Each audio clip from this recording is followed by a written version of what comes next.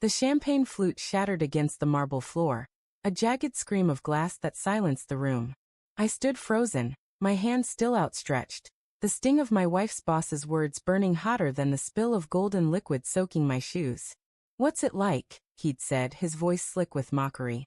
"To be the guy who's only here because his wife pays the bills?" The crowd's laughter had been a blade, slicing through the haze of the gala, but it was Claire's face, her averted eyes, her tight-lipped smile, that cut deepest. She didn't defend me. She didn't even look at me. The ballroom glittered under chandeliers, a cavern of wealth and pretense.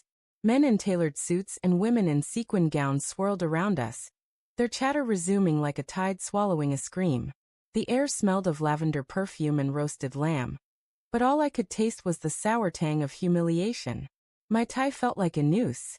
Claire stood a few feet away, radiant in her emerald dress, her auburn hair catching the light as she leaned toward her boss, Daniel, murmuring something that made him chuckle. My stomach churned. Was it just me? Or did her hand linger too long on his arm? I'd always trusted Claire. 10 years of marriage, 2 kids, a mortgage we could barely afford. Our life wasn't perfect, but it was ours. She'd climbed the corporate ladder at this tech firm, her ambition a quiet fire I admired. I was the stay-at-home dad, the one who packed lunches and bandaged scraped knees while she closed deals. I didn't mind. Or at least I thought I didn't. But lately there were cracks. Late nights at the office, her phone angled just out of my sight, the way she'd flinch when I asked about her day. Small things. Rational things. Until tonight. Daniel's voice carried over the hum of the party, his broad shoulders blocking Claire from my view as he addressed the room. "To our star, Claire, who's single-handedly saving this company."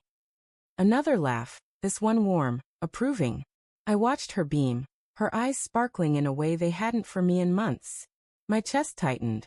Was I imagining the way Daniel's hand brushed her lower back as he guided her toward the stage?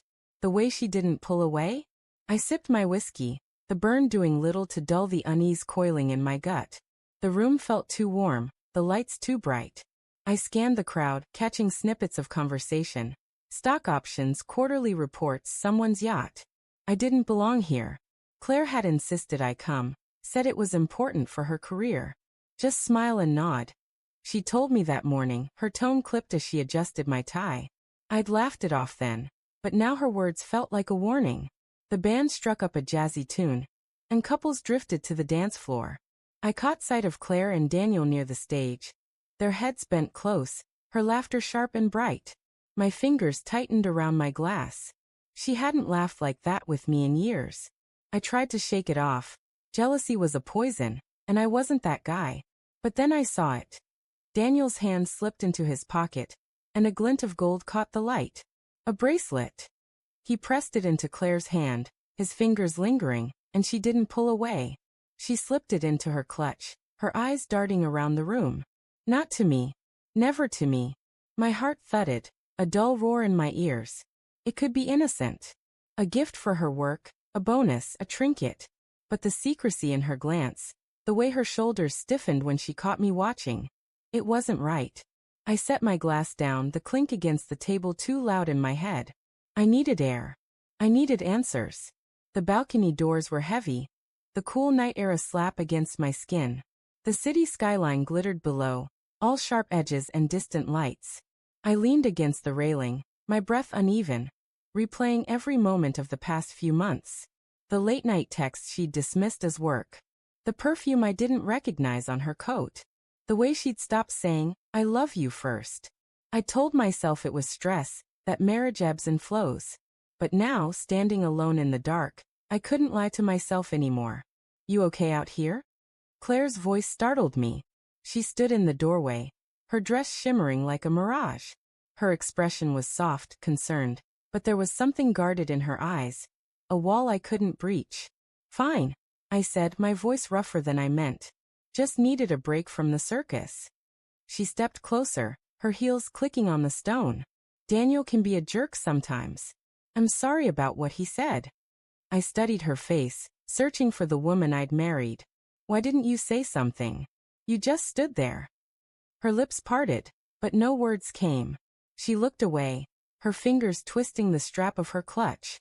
I didn't want to make a scene. It's my job, Tom. You know how important this is. More important than me? The question slipped out before I could stop it, raw and jagged.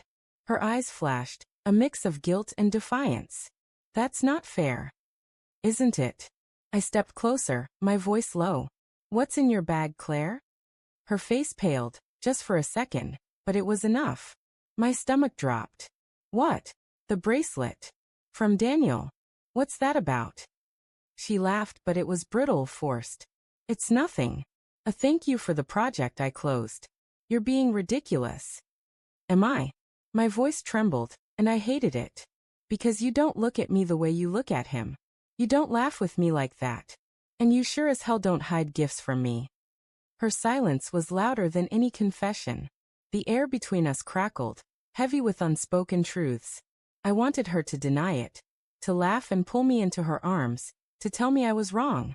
But she just stood there, her eyes glistening, her hands trembling. Tom, she whispered. It's not what you think. Then what is it? My voice broke, and I didn't care. Because I'm standing here, watching my wife slip away, and you're not even fighting for us. She opened her mouth, but the words never came. Instead, she turned away, her shoulders shaking. And that was when I knew. The truth wasn't in her words. It was in her silence, in the space where our love used to be.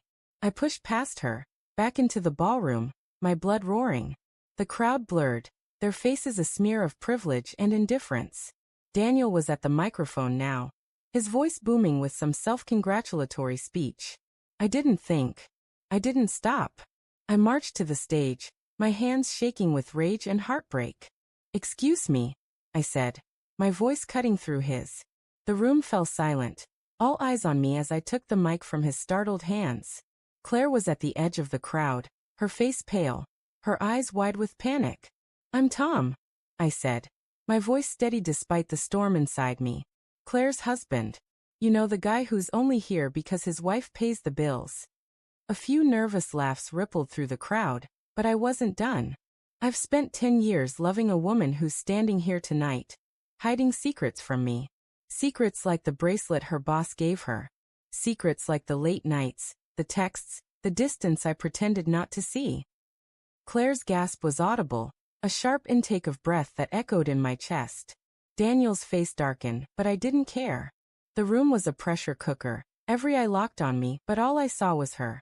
I trusted you, I said, my voice cracking. I built my life around you. And now I'm standing here, wondering if any of it was real.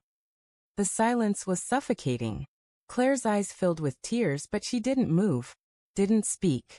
The crowd shifted, uncomfortable, but I wasn't finished. So here's to you, Daniel, I said, turning to him, my voice dripping with venom. Thanks for showing me what I'm worth. And Claire. My voice broke, but I forced the words out. I hope it was worth it. I dropped the mic, the feedback screeching through the room like a wounded animal. I walked out, past the stunned faces, past Claire's trembling form, into the night. The city swallowed me, its lights blurring through the tears I refused to let fall. Behind me the party crumbled, but I didn't look back. Some truths, once spoken, can't be undone.